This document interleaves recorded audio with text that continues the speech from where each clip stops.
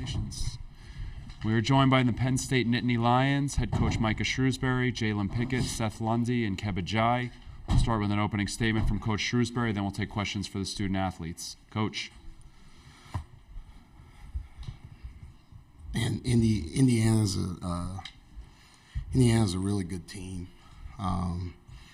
Trace Jackson Davis is a stud, and being from Indiana and being able to see him, like he played for Zach Hahn, who I coached at Butler, and seeing him from high school all the way through, he's special.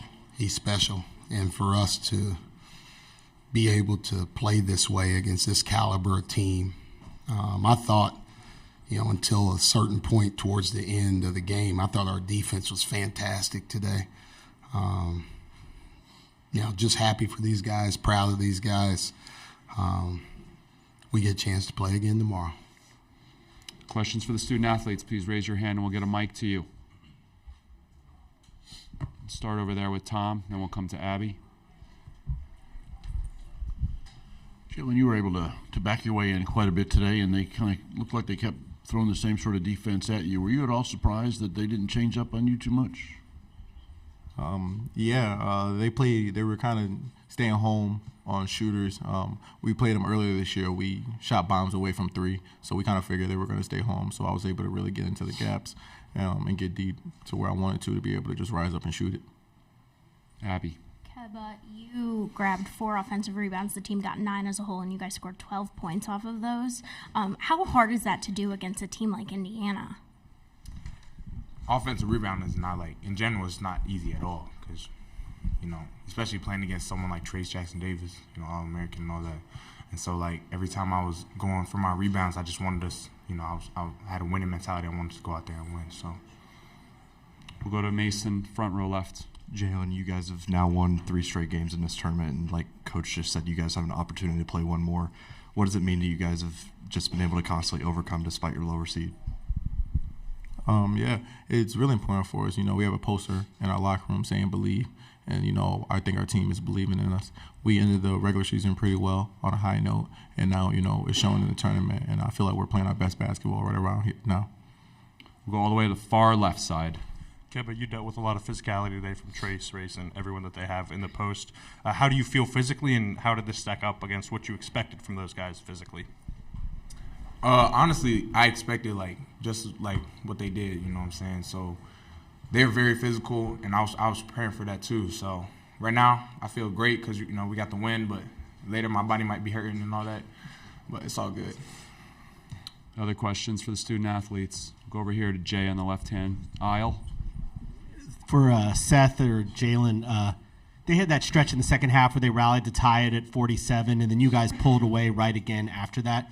What does that stretch right after they came back to tie it at 47 say about your guys and your mental toughness around this time of year? Seth.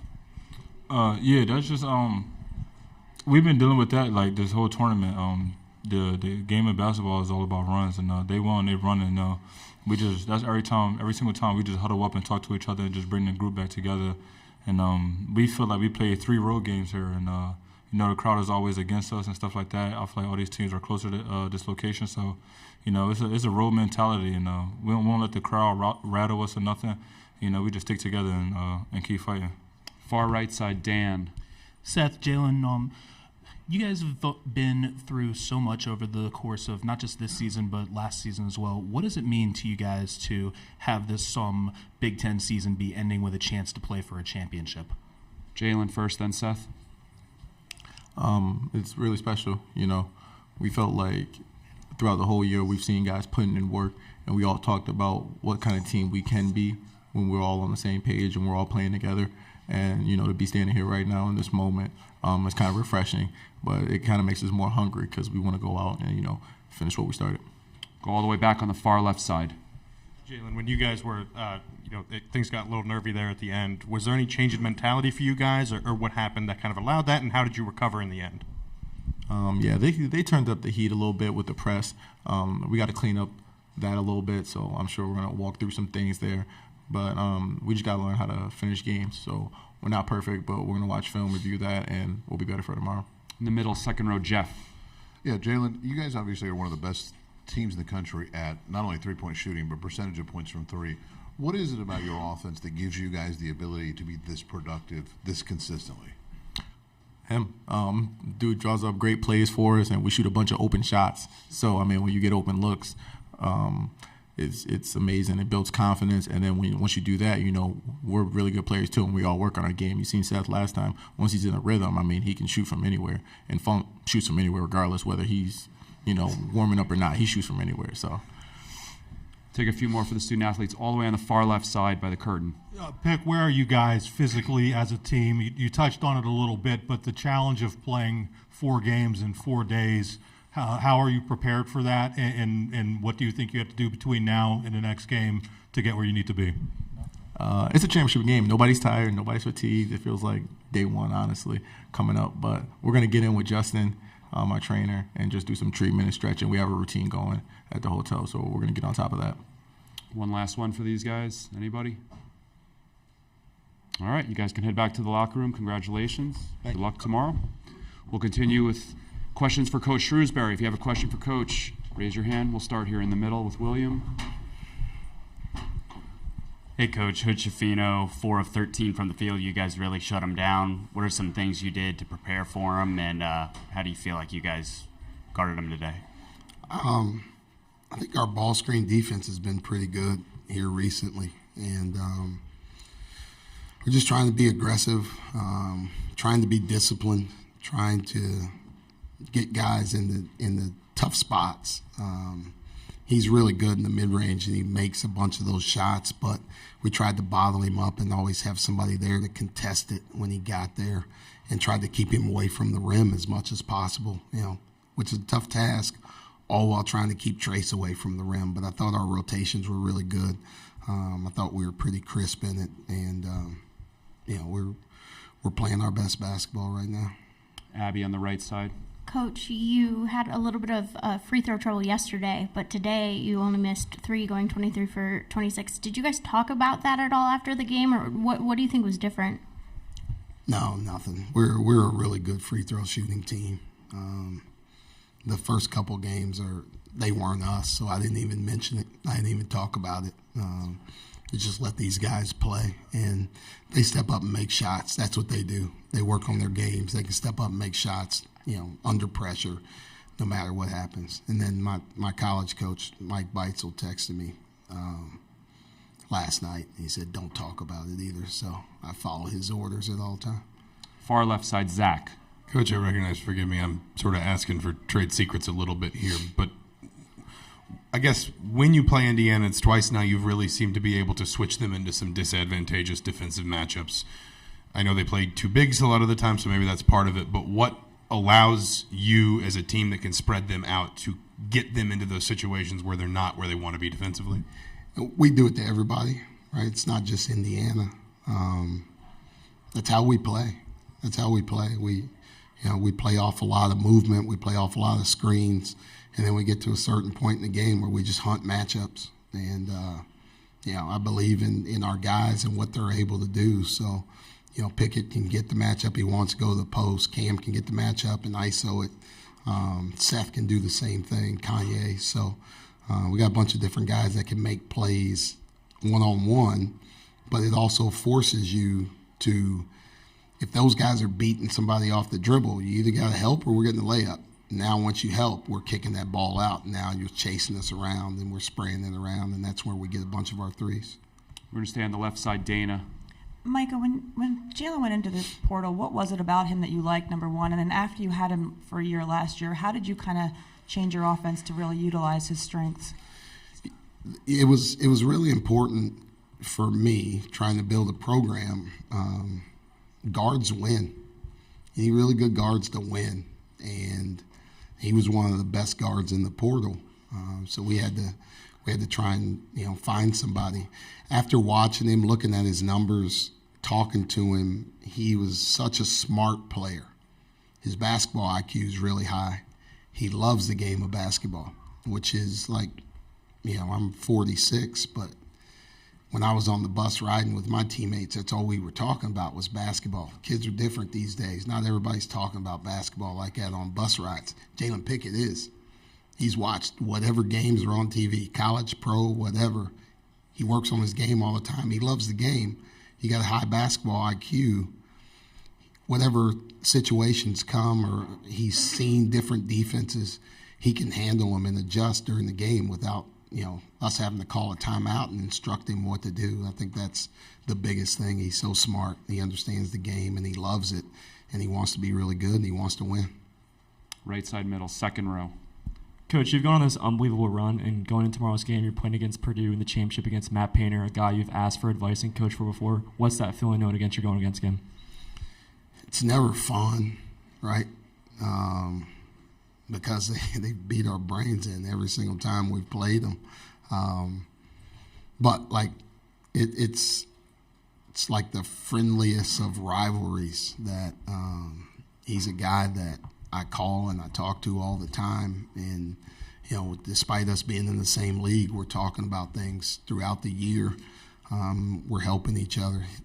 We're helping each other. He's helping me. So, I'm always indebted to him, and I owe a lot of gratitude to him from, he showed me, in my years there, how to run a college basketball program, how to do it the right way, how to recruit the kids that fit your system. So it's fun. It'll be a great challenge. We gotta be ready. We gotta be physical. We gotta play good offense. But we're gonna fight. We're gonna compete, and that's what I love about our guys. Left side, Sam. Micah, I'm going to debunk what you said just a little bit, because Matt had said earlier this year a lot of what they run are things that they took from you, that you brought from Butler, that you brought from the Celtics. Zach was up here earlier and said how he wouldn't be where he is if you didn't help develop him as a freshman. How much do you see kind of your footprint still on that program and what it's done? Man, I don't know about that. They're just being nice, right? That's his program, right? He's been doing great things for so long. I just wanted to be a small part of it. And Brandon Brantley's putting in the real work with Zach. But those are my guys, man, players and coaches. But I know, the how we are, we're going to go after each other. We're going to go after each other. And then when it's over, then we'll be back to friends. So, they run really good stuff. We got to be good defensively. We got to be really good defensively. We got to score. We got to score so we can have some confidence. Far right side, Dan. Micah, you touched on how much of a matchup nightmare Trace is. What does it say about Keba and Miles fighting him for 40 minutes and having such a strong performance today? I was so impressed with Keba, right? He starts games and he doesn't always play big minutes because we downsize a lot. But ever since we lost at Nebraska, he had 4 or 5 offensive rebounds there, and we're 363 in the country in offensive rebounding.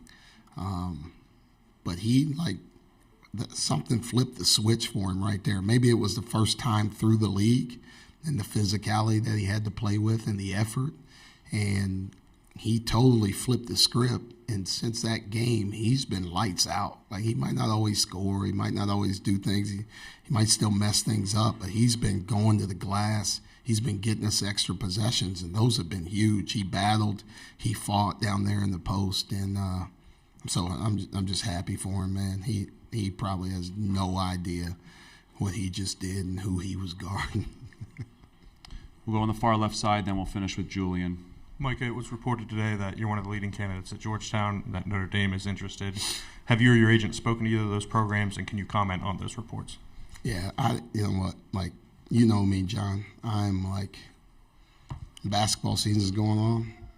I'm completely tunnel vision on our team and state high basketball, right? I missed my kids' game today. They won by 40. Shout out State High. Moving on, Little Lions moving on to the state tournament. But that's all I'm focused on. I'm happy to be here, right? Nobody wanted me a few years ago. I'm happy to be here. I love our guys. We're going to prepare to play for a championship tomorrow. Julian, we'll finish with you. Coach, how do you separate? We talked earlier about Matt Painter, but how do you separate the fact that, you guys are going for a championship, but yet this is a friend, this is a colleague, this is somebody who hasn't won since 2009, and you're in the way. How do you separate that? It's easy because we're both competitors, right? I'll see him in the hallway and we'll joke and we'll laugh and we'll shake hands when they announce our names, and then we're tooth and nail. We're going to fight each other. Like, we both love to win, we both hate to lose. So in that moment, that's all we're focused on. That's all we're focused on. I would love it if he felt a different way and was like, hey, why don't you guys go ahead and win? We're not going to show up tomorrow. All right. Thank you. Congratulations. Thank you, guys. Good luck tomorrow. We'll be joined by Indiana momentarily.